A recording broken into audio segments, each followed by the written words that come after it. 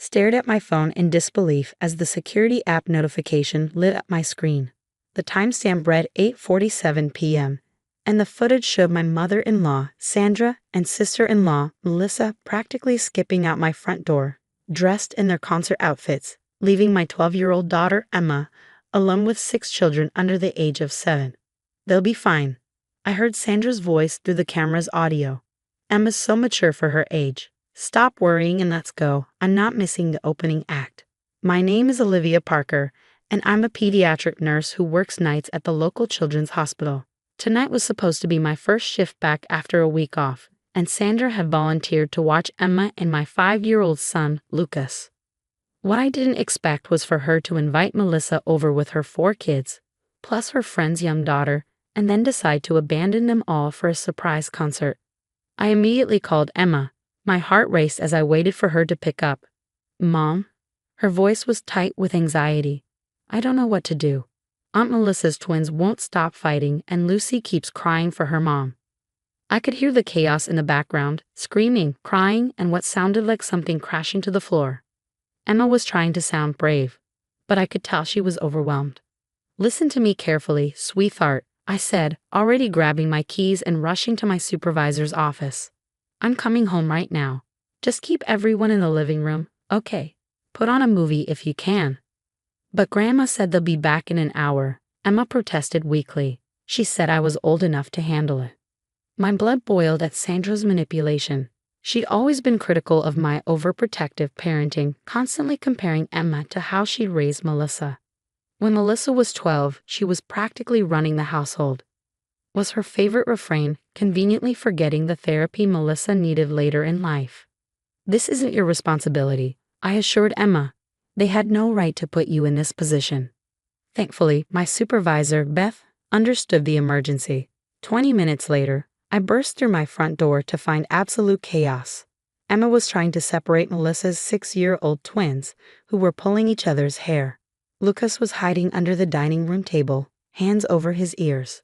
4-year-old Lucy, Melissa's friend's daughter, was curled up in a corner, crying for her mother, and Melissa's youngest, 3-year-old Jack, had somehow gotten into the art supplies and was gleefully painting the walls.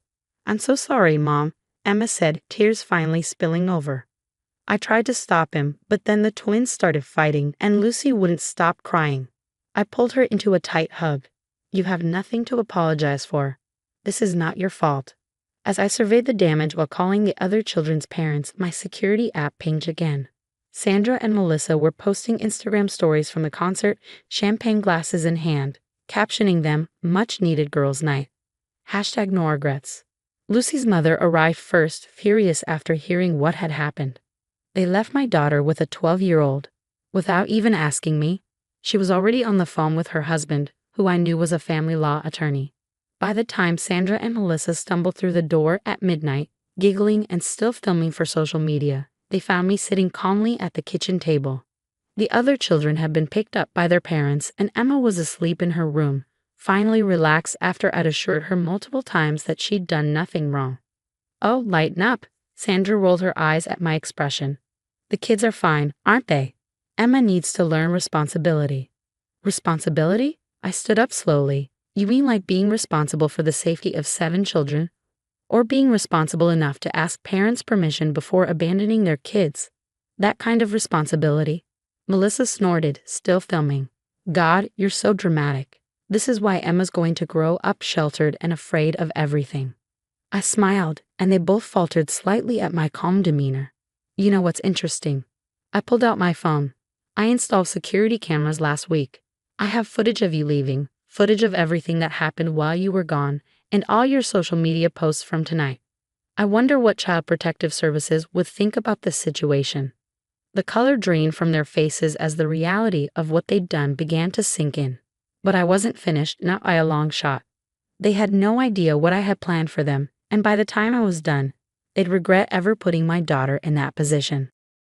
The next morning, I received a barrage of texts from Sandra and Melissa, swinging between angry accusations and desperate apologies.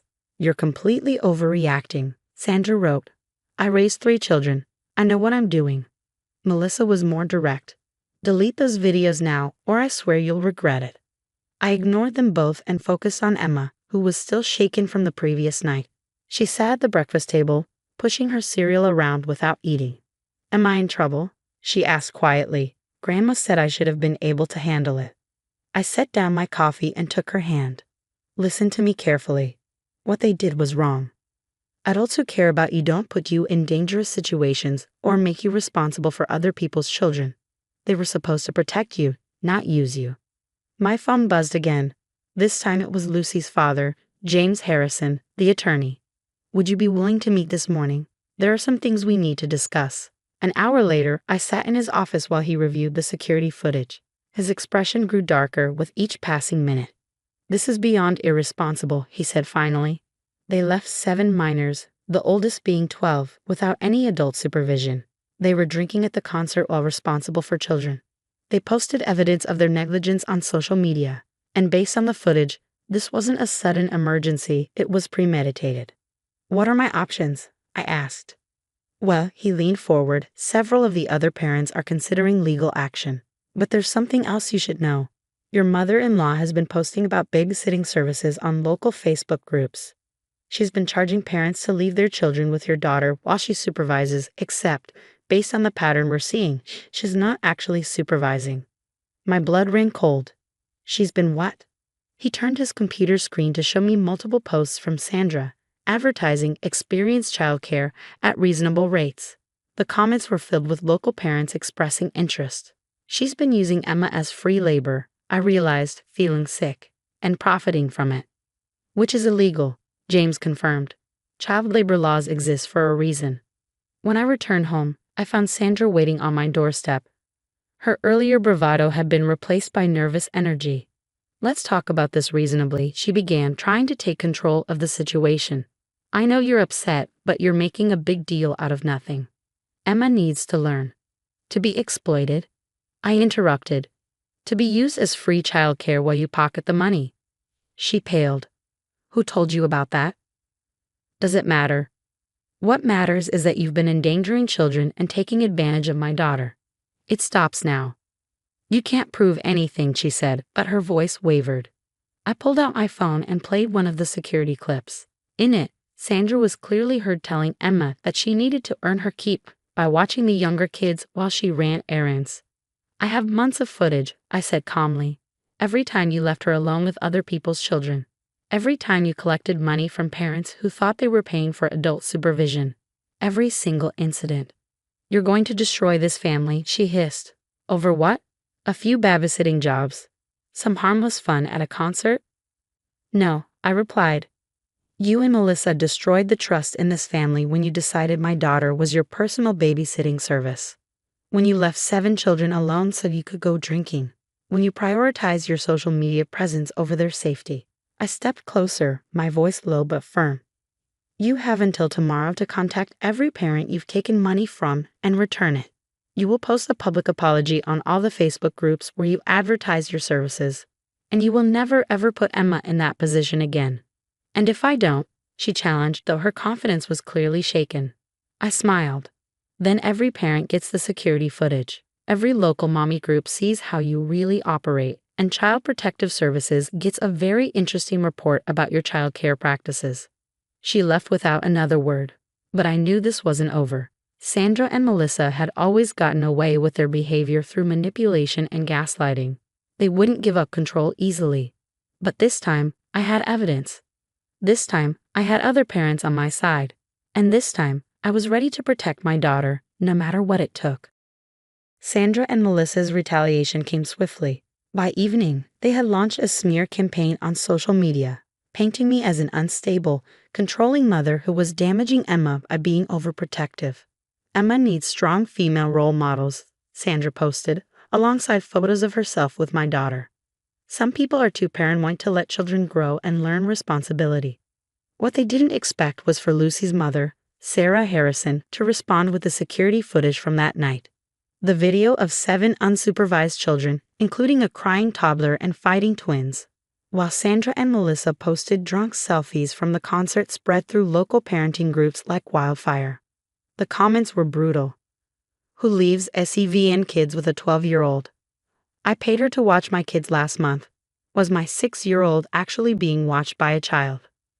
Someone needs to report this. Melissa tried damage control, claiming the video was taken out of context. But more parents came forward, sharing stories of times they paid Sandra for childcare, only to later discover their children had been left with Emma. My phone rang. It was my husband, Tom, who was away on a business trip. I just saw Mom's posts, he said, his voice tight with anger. And the video. Why didn't she tell me she was leaving the kids to go to a concert? Because she knew you'd say no, I replied, just like she never told you about using Emma as her personal babysitter for profit. There was a long pause. I'm coming home early. This ends now. The next morning, Sandra and Melissa showed up unannounced, barging in before I could close the door. You've ruined everything, Melissa shrieked, waving her phone. Do you know how many angry messages I'm getting? Parents are demanding refunds. That's what happens when you scam people, I said calmly. Actions have consequences. We didn't scam anyone, Sandra protested. Emma was perfectly capable. She's 12. I cut her off. She's a child, not your employee. And speaking of employment, how much money did you make from all those babysitting jobs? Because the labor board might be interested in that. They both went quiet. In the silence, we heard a car door slam. Tom walked in, his face stormy as he looked at his mother and sister. I've seen everything, he said quietly. The videos, the posts, the babysitting scheme. What were you thinking? Tommy, Sandra started, her voice switching to a wounded tone. Your wife is blowing this out of proportion. You know how dramatic she can be. Stop, Tom's voice was firm. I saw you leave my children alone. I saw you profit from putting my daughter in an impossible situation. No more manipulation, no more excuses. What do you want from us? Melissa asked, finally realizing the gravity of their situation. First, every parent gets refunded, I said. Every single one. Second, you post a public apology admitting what you did. Third, you stay away from Emma unless another adult is present. You can't keep us from seeing her, Sandra protested. Actually, we can, Tom replied, and we will, until you prove you can be trusted, which, right now, seems unlikely. After they left, Emma came downstairs. She'd been listening from her room. Are Grandma and Aunt Melissa going to hate me now? She asked quietly. Tom knelt beside her. No, sweetheart. They're angry because they got caught doing something wrong. None of this is your fault. 3 months later, things had changed dramatically. Sandra and Melissa's reputation in the community was shattered. Several parents had filed complaints about the unauthorized childcare operation, and they had to refund thousands of dollars in babysitting fees. More importantly, Emma was flourishing. Without the pressure of being Sandra's unpaid babysitter, she joined the school drama club and made new friends. She was acting like a 12-year-old should. Sandra still occasionally tried to guilt-trip us through flying monkeys, claiming we destroyed the family. But the security cameras stayed up and the boundaries stayed firm. You know what, Mom? Emma said one evening as we baked cookies together. I used to think I was bad at taking care of kids because I couldn't handle it like Grandma said I should. But now I know it wasn't my job to handle it at all. I hugged her tightly, grateful that she'd learned this lesson now rather than spending years thinking she wasn't good enough. Sometimes the hardest part of being a parent isn't protecting your children from strangers. It's protecting them from family members who think their love gives them the right to cause harm.